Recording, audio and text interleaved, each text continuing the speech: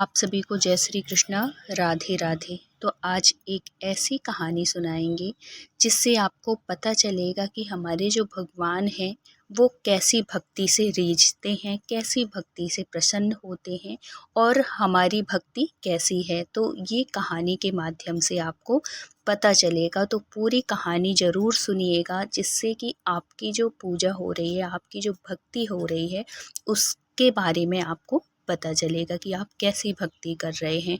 और अगर वीडियो अच्छे लगें तो प्लीज़ लाइक कर दीजिएगा, चैनल में न्यू हैं तो प्लीज़ सब्सक्राइब कर लीजिएगा। मेहनत और ईमानदारी से कमाने वाले सभी लोगों पर भगवान प्रसन्न होते हैं। सच्चे मन से भगवान की आराधना करने का फल मिलता है, लेकिन आराधना किसी लालच में करना बुरा होता है। ईमानदारी से किए गए काम का फल अच्छा होता है, इसलिए हमेशा कोई भी काम करें ईमानदारी के साथ ही करें। तो आज हम एक कहानी के माध्यम से इसको समझेंगे। एक गांव के जमींदार और उसके एक मजदूर की मौत एक साथ हुई। मरने के बाद दोनों एक साथ यमलोक पहुंचे।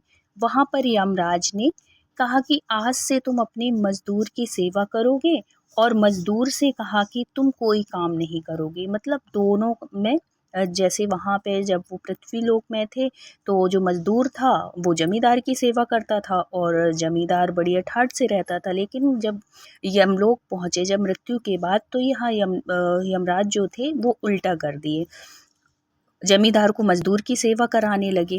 तो अब क्या होता है कि जमींदार को बहुत अटपटा लगा कि धरती पर तो इसका उल्टा होता था।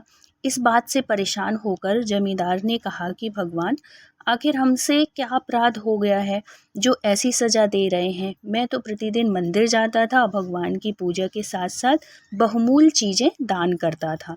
जमींदार की बात सुनकर यमराज ने मजदूर से पूछा कि तुम धरती पर क्या करते थे। मजदूर ने कहा कि भगवान, मैं दिन भर जमींदार के यहाँ मजदूरी करता था और जो मिलता था उसी में गुजारा करता था। जो मिला उसी में संतोष के साथ खुश हो जाता था।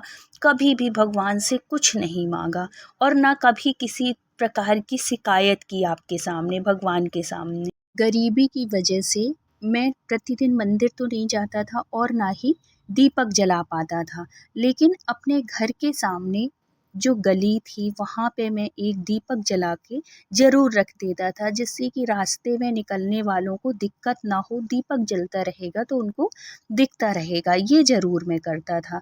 आने जाने वालों की सुविधा होती थी इससे। मजदूर की बात सुनकर यमराज ने जमींदार से कहा, सुन लिया मजदूर के पुण्य का काम। इसी काम की वजह से, इसी कर्म की वजह से उसको इतनी सुविधा मिली। और तुम राजा थे, बहुत पैसा था, बहुत धन था, बहुत दौलत थी, लेकिन जो भगवान को समर्पित करते थे, भगवान को चढ़ाते थे, तो एक उसके भाव से कि हाँ मैं राजा हूँ, मैं इतना चढ़ा सकता हूँ, हमेशा कभी ऐसे भाव से, आर्द्र भाव से कभी ऐसे नहीं किया कि कभी भगवान के पास गए और बिना मांगे वापस आए हो। कभी न तुम्हारे मन में कभी न कभी वो इच्छा रहती थी कि मेरा राज्य बहुत बड़ा हो, मैं बहुत प्रतापी राजा बनूं, मेरे समान कोई ऐसा राजा ना हो, मेरी कीर्ति हो, मेरी वाहवाही हो। हमेशा भगवान से कुछ ना कुछ मांगते ही थे।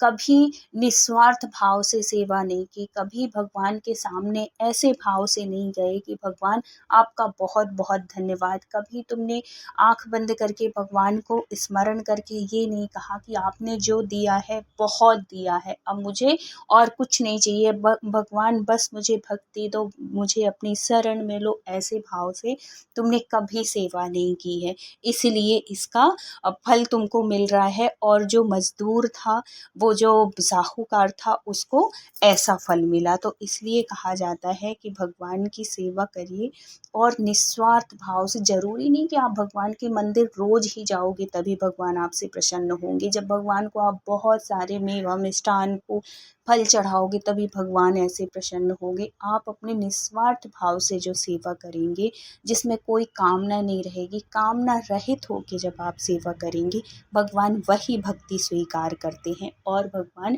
कोई सी भी भक्ति, क्योंकि भगवान सब जानते हैं आपके मन में क्या चल रहा है, आप कितने निष्कपट हैं, कितने आप कपटी हैं, भगवान को ये सारी बातें पता होती हैं। उनसे कुछ छुपाने वाली बात होती ही नहीं है। इसलिए दुनिया में आप कैसे रहो, लेकिन भगवान के सामने जाओ तो बिल्कुल अपने आप को एक शीशा की तरह रख के जाओ।